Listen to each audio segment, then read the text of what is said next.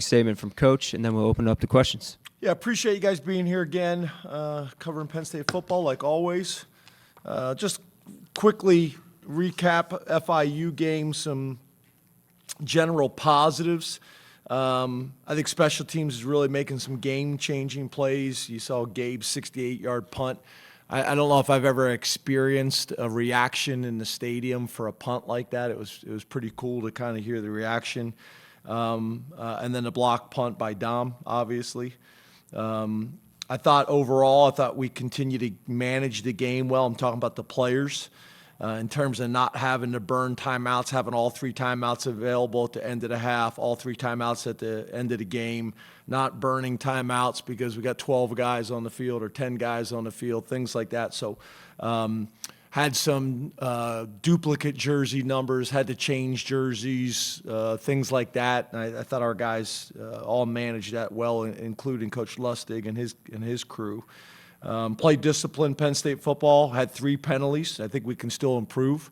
Specifically, the 2 kicks out of bounds, which are unforced errors. We got to clean that up because obviously that impacts field position dramatically. I do think we were much more physical up front, O-line, tight ends, and D-line, but we can still improve there. Opportunities for growth. Special teams, just got to eliminate the penalties. The block kick was frustrating. Literally for I don't know how many years now, the way we teach it is you are responsible for your inside gap, and then you basically use an arm bar in your outside gap to help the next offensive player. And everybody does that. You're responsible for your inside gap, help outside. Inside gap, help outside. We've had 2 years now in a row where guys have done that maybe 20 times in a row in games, let alone training camp. And then all of a sudden, a guy gets the idea that they're going to do something that they've never been coached. They've never asked a question on why they should do that. They've never done it in practice one time, but we've had 2 times now, 2 years in a row, where a guy takes 2 hands, puts them on the inside gap, doesn't help in the outside gap, and then we get split and get a field goal block. So that kind of stuff we got to get cleaned up. That is extremely frustrating as a coach. And then just more consistent in general on special teams, specifically in the second halves. Got to be more explosive on the offensive side of the ball. We were 10.9% explosive on Saturday. And then we got to be more effective on third down. That's why we weren't able to get into a rhythm. We were 25%. Defensively, similar. We allowed them to stay on schedule, and then they end up going for a bunch on fourth down. I really feel like, used to only talk third down, and really you should combine third and fourth downs, because the way people are going for it now on fourth down, at the end of the day, third down used to be so important because it factored whether you got off the field or not, and really it's a combined third and fourth down stat. So I think they were 60% on fourth down because there was just too many manageable fourth down situations, and then we had too many drops. We gotta catch the ball. We had too many drops in the game. We got to do whatever we got to do. That jugs machine should be burning up in the Lash building right now in the weight room with guys in there making sure they're recreating the exact catch or exact drop positioning to get that fixed. And then just making sure defensively we're gap sound, doing your job, not trying to make plays, getting outside of your gap, trying to make a play. So, but overall, some good things. Villanova coming in here, in-state foe that we got a lot of respect for. I've known the head coach, Coach Ferrante, for a long time. Pretty cool. He's been there 39 years. Former O-line coach, now been the head coach going on 9 years, going on 10 years. But the consistency that they've had in their program has been awesome, and it's led to really good things for them. When you talk about, coordinators, same thing. This offense coordinator has been there for 7 years now. So there's some experience there, 17 years of coaching college football. They're a spread team that are primarily going to operate out of the gun. They'll use some pistol backfield sets. In terms, when we say pistol, we're talking about the tailback being behind the quarterback. Primarily a zone and gap scheme team. They'll use inside zone, wide zone schemes, quarterback draws, and third down situations. Pass game, heavy RPO team with a little bit of drop back pass. 11 personnel and 10 personnel they'll base out of. Quarterback is a transfer from Nicholls State, Pat McQuaid. Their running back number 24, David Abbott, is a kid out of Frederick, Maryland, is a sophomore. The quarterback's a graduate senior. And then an offensive lineman that we've been impressed with, Stefan Voltaire, who is a senior, 6'5", 315 pounds. Defensively, same thing. Coach Pennypacker's been there for 11 years, 4 years as a defensive coordinator. You guys remember we had Ola with us for a few years. He took over for Ola when Ola left. 3-down scheme. They've stayed with the same scheme by promoting from within.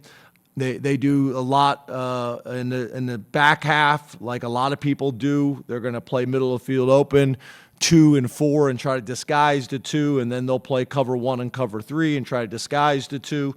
Overall blitz about 38%. Linebacker number 31, Shane Hartzell. We've been impressed with him, kid out of Percy. Defensive lineman number 98, Obina Wabodo. Senior defensive tackle from New Jersey, and then defensive back number 2, Zamir Dawood, kid out of New Jersey, doing some nice things for him. And then on special teams, first team as the special teams coordinator, Josh Fletcher, because we hired their special teams coordinator, is with us. Coach Colangelo doing a great job for us. And then when you talk about guys that we've been impressed with, they got an ECU transfer, an Australian punter who's older than half of you guys. He's 33 years old, number 0, Luke Larson. And then their place kicker, number 42, Jack Barnum, is also a transfer. So both of those guys are special. Both of those specialists are transfers. So expect a packed house and a great environment here. Looking forward to Saturday, and we open it up to questions. Start with Rich Garcella, followed by Bob Flounders. Good afternoon, James. How are you? Good, Rich. How are you? Fantastic. Hey, James, can you assess the defensive operation through 2 games? What has it been like, seeing Jim Knowles at work up close for 2 games? And secondly, can you assess how Zariah and Zion played in their return? Yeah, so I'll start with Zariah. It was just great having him back. Probably played a little bit more than what I wanted him to play in terms of kind of just rep count. But he looked quick off the ball. He looked confident. Mentally looked confident. Physically looked confident. Emotionally had a big smile on his face, was flying around having fun. So I think that was big for us. We're young at defensive end, so that experience and that leadership is important for us. Having Zion back, I thought, was also significant. The guy's played a ton of football around here, has made some big time plays and big moments for us. So that was big, and we're going to need that to continue. And when you have him, and then you have AJ, and you got Zachy, and really Elliott and AC. There's a lot of guys that have played a lot of football in the back half. So that'll be important for us. Those 2 guys continuing to get in there, get reps, and contribute from a leadership standpoint and also from a production standpoint. And then just in terms of with Jim, ultimately it's about points, right? And obviously our first 2 games, it's been pretty impressive in terms of points and the number of guys that we've been able to play. But I do think we can be more of a suffocating style defense. We've given up some yards, that I think Jim would prefer, obviously, us being a little bit tighter and reacting. I still think our defense is thinking and not playing as fast as maybe we have in the past. And that's what's going to be important this week. And then obviously moving forward as well is just getting these guys playing fast and confident in some of the tweaks of the new system. So that'll be important for us moving forward. Let's go to Bob Flounders, followed by Mark Wogenrich.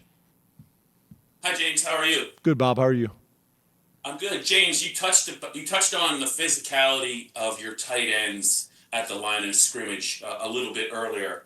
I wanted to ask you just about the blocking of the tight ends and the wideouts in the run game. And the reason I asked that, it looked like on Katron's long touchdown run, they did a really good job of creating room for him, past the line of scrimmage, and the wideouts came across the field there to kind of give him an escort. What's your thoughts on how they performed? Yeah, I thought that was a clinic play. I mean, both tight ends not only had physical blocks, but they ran their feet. A lot of times guys will cover people up and feel like they've done enough. Those two guys ran their feet and ran them off the field, which allowed Katron to really stay away from pursuit. And then he was able to break some tackles from pursuit, and then to see those two wideouts leading them down the field. I think that's probably one of the biggest things that I've noticed already. I think there's been a real change in our wide receivers in terms of their effort in the blocking game, in the run game, blocking in the run game. And I think there's a little bit of, you have to be careful when you start getting into a ton of RPO. It's hard to develop receivers sometimes as blockers because they very rarely do it, right? It's all RPO. So I think that's been a real positive. That's been obvious on film. That if you go through that tape again, there's examples of those guys coming down and digging out the safeties and having some physical blocks. Liam had a pancake block on a safety. Pena had a pancake block on a safety, I think. So I thought those things were real positive. So we're going to need to continue to do that. We had some drops, obviously, with Khalil. We get those things kind of cleaned up and removed, then I think we'll feel really good about our tight ends and what they're doing this season. Let's go to Mark Wogenrich, followed by Frank Bodani. Hi, James. How are you? Good, Mark. How are you? Doing well, thanks. After the game, Drew Aller said he caught himself overthinking in some moments. I guess specifically he was speaking about the first quarter, first half. Did you see that? And then how do you address that or manage that when that comes up? Yeah, I don't know if I would necessarily say I saw that. It's kind of hard to see, what somebody is thinking. But he missed some throws that he normally doesn't. And I think what happens for all these guys, we talked about it in all my end of the year meetings, it's a really important trait and skill for guys to learn, is next play. Next play. No matter what happens the previous play, positive or negative, you must move on. You must move on to the next one. And I think a couple times that happened where you miss a really easy throw that he makes 99.9% of the time, and that frustrates you. And if you're not careful, that will linger. So I thought that happened early in the game. I think he got frustrated with himself a few times, and it lingered.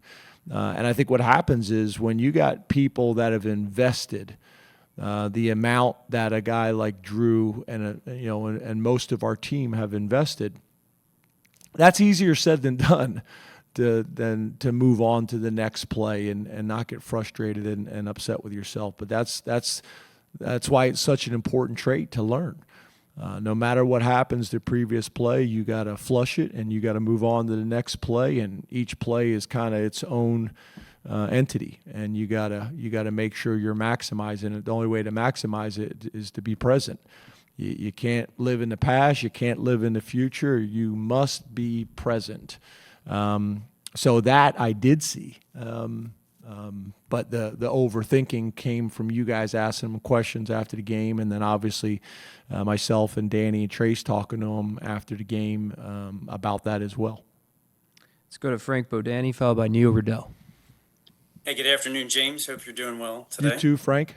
Yeah, thank you. After the game, someone asked you about your offensive line, and you said something about, you thought there was a lot of meat left on the bone. Well, can you talk about maybe how you think they've played so far? Is it the way up to your expectations, the way you thought the offensive line would be? And if it's not quite, can you explain maybe what's going on so far through a couple of weeks? Yeah, I thought week 2, like I mentioned at the beginning of the press conference, I thought we were much more physical, much more physical. And I think, in today's college football, if you're not careful, what can happen sometimes is very rarely do we practice live. And even when we don't practice live, we go thud. We don't want guys on the ground. So you don't want your offensive line finishing guys. And if you're not careful, they haven't done that, but maybe 2 or 3 times during training camp, and then you get to the game, and that's what you want, right? But you haven't been practicing it that way. So I thought that showed up a little bit in week 1. Week 2, I thought we were much more physical. There's some things that I think we still got to get cleaned up to create a little bit more space and create a little bit more separation. I also think the running backs, making the free hitter miss on a more consistent basis also will help with that. There's been some times in protection where, we have not ID'd the front in the ideal way, and that happens sometimes, right? They do a good job disguising where the pressure's coming from. So sometimes we're not in the most advantageous situations. So a combination of all those things. But I saw a big step last week. I think as you I think you're referencing or referring to a little bit, is obviously there's such high expectations for that group coming into the season, and deservedly so. That plays a part in it, right? So I saw a tremendous stride last week. I think they'll play very well this week, and I think we'll look back at this O-line this year and feel like they were one of the better offensive lines we've had. Let's go to Neil Riddell, followed by Mike Gross. Hi, James. I like how you referenced the youth of the press corps compared to the Villanova. I thought somebody was going to bring that up before you, because right after I say that, it's like all the guys that I guess can't drive to the press conference to be here in person are all at home getting tended to and eating yogurt and pudding and stuff like that are all on the call. So I thought someone was going to bring it up before you, but it's good to see you. Yeah, thank you. I'm in my boxers. Very nice. You're on fire today. You're on fire today, Neil. Well, hey, I was wondering, you played a lot of people the first couple weeks. Do you plan to continue that Saturday? And is the open date after this game a factor in the approach to playing times? Yeah, we'll continue to play a bunch of guys this week. I won't get into next week because we're focused on this week and staying present and this opportunity that we have this Saturday. But yeah, we typically have done this. I think in my 12 years we've played a ton of guys early in the season to try to develop depth, and we'll try to do that again this week. It's developing depth, but it's also an opportunity to evaluate these guys in games and who deserves more reps and who's not necessarily ready for prime time yet. Now they may be by week 5, week 6, middle of the season, but it's all of that. It's knock on wood, staying as healthy and as fresh as we possibly can. It's all of that. This isn't necessarily your question, but I think it just kind of popped into my mind too. In terms of that, a little bit is ball distribution too. Like I thought last week was a really good example of what we want it to look like. I think both Nick and Katron had like 16 touches, maybe 16 and 17. It was right in that ballpark. And then, I think the tight ends had like 5 touches each. The wide receivers all had, between 5 and 7 touches each. So that's really what we would like. We just got to eliminate some of the drops because the more we do that, we'll stay on the field longer by staying on the field on third down and picking up first downs, which will create more opportunities, more touches for more guys. So, but yeah, we want to develop depth. We want to evaluate our roster and see who's ready. And then we want to try to stay as healthy as we can for what we anticipate to be a long season. Last question from Zoom, Mike Gross. Good afternoon, James. How are you? Hey, Mike, how are you? I'm well, thanks. If you talk about on the one hand, it's hard to win no matter what, 1-0 this week, and on the other hand, you have to concentrate on the performance and the quality of the performance regardless of the result. That's sort of a spectrum there. Take the temperature of your team a little bit for us. Do you feel like how do you feel like they performed the first couple of weeks, and what's the sort of mood, or is anybody communicating about it? What do you think they think about what they've done? Yeah. We go in each week and grade the film with them and are critical of areas that we need to get better as a coaching staff, as players, as all of it. And I think that's kind of always the feeling on Sundays and Mondays and even Saturday after the game. But yeah, I don't think it's probably more than that, Mike. I think there's areas that we know we have to get better, and that's in some rooms articulated more clearly than others. Terry Smith has got a reputation of being the ultimate truth teller in the building to everybody, including myself. So that's happening in all the different meetings. All the coaches have different approaches to how they do that. So that's valuable and that's important. So I think our guys feel like we've done enough to win, but we haven't played up to what our expectations and standards are. But I would also say, Mike, that's always going to be the case. We're always going to feel like we can play better. What I would also say to you is I'm going to make sure, which is challenging to do sometimes in today's culture and today's day and age, is we're going to appreciate winning. Every Sunday I put up in front of the whole team, when we have our team meeting, all the teams that lost that were supposed to win. And there's a long list every Sunday. And then, as I think we all, need to do from a perspective standpoint, is sometimes we're too close to it, right? So I look at a ton of teams across the country that were in dogfights last week that weren't supposed to be in dogfights. So I think your point is a good one, Mike. It's balance. It's, okay, at the end of the day, winning's the most important thing. Did you do that? Okay, number 2, how can you get better and make sure that you're playing in a way that we can build confidence and chemistry to play at the highest level?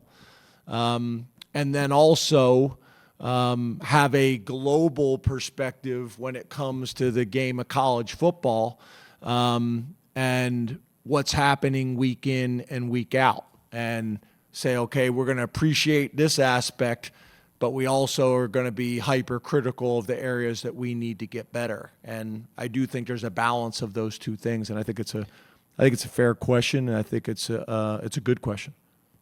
Over here on the right, Mark. Thanks for your time, James. Hey, Mark, you too.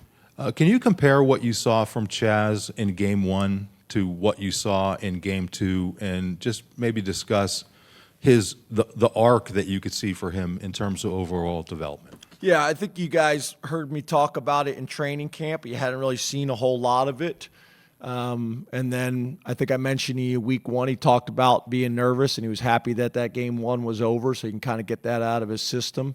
So I think he's just gonna continue to get better. I mean, especially when you think about he's only played defensive end for 2 years. He was a high school quarterback, I think, his junior year in high school. So I think he's got a chance to just take leaps and bounds, each game. I think the other thing is, as you know, he's kind of getting comfortable with the routine. Obviously, Denai's doing a really good job of kind of being a mentor to him. Denai can be kind of tough love from time to time, but I think that's been good. I think Dion and the staff have done a really good job with him. He's also just a really, really humble, hardworking kid. So I would anticipate him continue to get better and better and better. And then obviously he's also a guy that as we start to narrow this thing down, his reps will probably go up, because rather than playing a 3 deep at defensive end, there's going to be some games where we play a 2 deep. So that may mean 8 to 10, 8 to 12 more reps for him. And I think the more reps and more plays and more opportunities and the more experience he gets, the more production will come. So he's an exciting young player, and he's an awesome young man. And, his family's done a really good job of raising him. But I'm not going to talk about him too much, because I want to keep him humble and hungry. Up here in the front, John. Hey, James. How are you? Good. How are you? Good. You mentioned explosiveness on Saturday, and then you mentioned it again today a little bit, not reaching those goals. What is kind of holding you guys back from getting to where you want to in that regard, and how do you rectify it? Yeah, we missed a couple of the throws, right? We missed a couple of the throws. We had some drops. I think we had 5 drops. And when you catch the ball, there's a chance that you're going to make somebody miss, and those are going to, say, half of those turn into explosive plays. And then I think there's times where, just like Katron did on Saturday, you break a tackle. Now you got a chance for one of these runs to go, and that's going to happen, as we've seen for the last 4 years with Nick as well. So those things will come. They'll come organically just by doing the things that we should be doing. Breaking tackles, making people miss as ball carriers, that's as receivers and running backs. Maximizing the opportunities that we get. Hitting a few more of the throws, straining and protection a little bit longer. All those things, I think are important and helpful. And then I think, again, if our third down percentage goes up, that's going to create more opportunities. Our defense getting off the field on third down with a little bit more 3 and outs, that'll create some more opportunities as well, because time of possession wasn't great, right? So all these things factor in. It's not just one thing like our favorite media just chuck it deep deal. Like, all these things factor into it. To be fair, I think we probably could throw it down the field a few more times, but then it's also the ones we throw, catching and making people miss. It's making the free hitter miss in the running game, straining and protection a little bit longer, making a few more of the throws. You do a little bit better in each one of those areas, and now all of a sudden you're close to 20% explosive plays. In the front, Audrey. Hi, how are you? Good, how are you? Good, thank you. How has Nick Singleton looked to you thus far, and kind of building off that explosiveness? Do you think there's kind of more there for him that you're maybe waiting to see? Yeah. So I think I had a conversation with Nick yesterday, and I think a little bit like Drew. I think he was thinking too much, and I think he's getting coached in some areas that I think are going to be important for his growth, and I see him getting better. But for all these guys, we're going to coach the heck out of them Sunday through Friday. Saturday, when you wake up, just go play. And I think he's trying to play perfect. I think he's such a good kid, and he's so coachable. He's trying to do all the things that are asked from him. But again, that's not what Saturdays are for. Saturdays, just go play. Let it rip. And we had a good conversation about that on Sunday, and then I had a good conversation with Charles and Stan on Sunday as well. So I think we'll be in a good place there, and I do see him, really getting better in a lot of areas. But I do think on Saturdays, like we discussed with Drew, I think they're overthinking some things and trying to play perfect rather than just letting it rip. Over here on the right, Tyler. Hey, James, we appreciate your time. You too. Wondering about your linebacker group through 2 games. How would you evaluate the top 3 guys that we've kind of known about for a while, and then also the depth that you've maybe been able to cultivate or are working on cultivating? Yes. So I think you talk about the tweaks in the system and the changes that we have with Jim. I think that's showing up at the linebacker position, and I think that's showing up at the safety position, the things that are asked of them. That's a little bit different now. I think at safety, there's some real competition there, and we're developing some depth. At linebacker, we need to get some more guys in the game to develop depth. Because there's not enough of that right now. But those 2 positions are challenged the most with the tweaks of what we're doing with the system with Jim. We got to get those guys playing fast and confident, and we need to do that.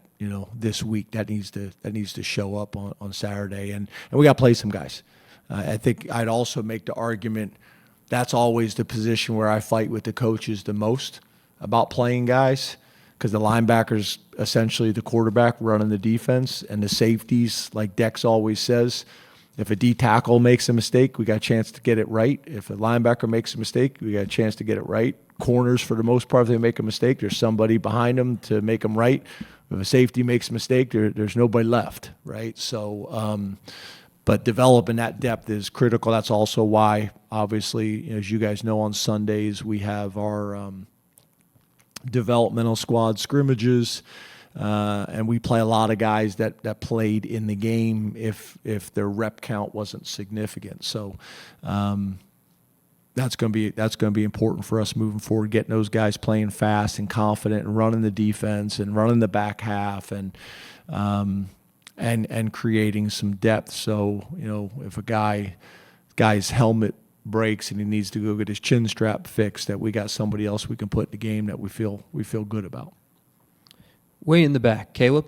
Hey, James, how are you? My man right here is dying to get. No one's giving him any love. He can't even listen to my answers because he's trying to get your attention to get the microphone. Sir. James, how are you? Good. How are you? Good.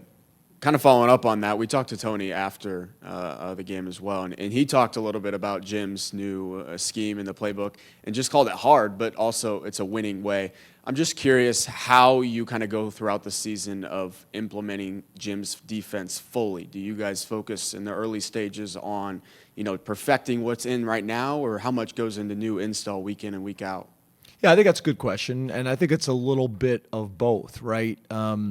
You never go into a game with the whole package in. It's what we need that week to be successful, and some of that is to cause challenges for your opponent, and some of that is to put your players in the best position to be successful. And part of it is, in the past with Tom and Manny, we were essentially a one-gap defense, which allowed everybody to play fast. We were in a ton of man coverage, but that also created some challenges where we didn't have as many answers some weeks, for maybe some of the challenges that we may have in personnel. So we have more answers right now, and I would say our linebackers are now being forced to play in more of a traditional linebacker role. having to defeat blocks, and where before we could spike and hit a gap, and that was your responsibility. So we still have a little bit of that in the system. So it's just it's a different way of playing. So there's some growth that's going on there. But in terms of the system, to your point, not everything will be in any given week, and I think that's where Jim's experience is so valuable right now. I think we're being aggressive with it, but that's where his experience is so valuable, where he's going to say, okay, we're going to do whatever we have to do against Villanova to win the game, but then there's going to be some things that we're also going to put on them that's going to be important for us in the long haul during the season, that they need to get more comfortable and confident with. Way in the back, T. Frank. James, how you doing? Hey, T. Last year we had a conversation about the deep ball and placement on deep balls, where you wanted the quarterback to either put it exactly where he was supposed to or leave it a little bit short for those PI opportunities. Has any of that coaching changed this year? I was just curious if that was part of an off-season conversation or any sort of development for not just your quarterbacks but for the staff. Yeah, no, same philosophy. I think that's most people's philosophy. When you're one-on-one, obviously everybody would love the perfect throw in stride.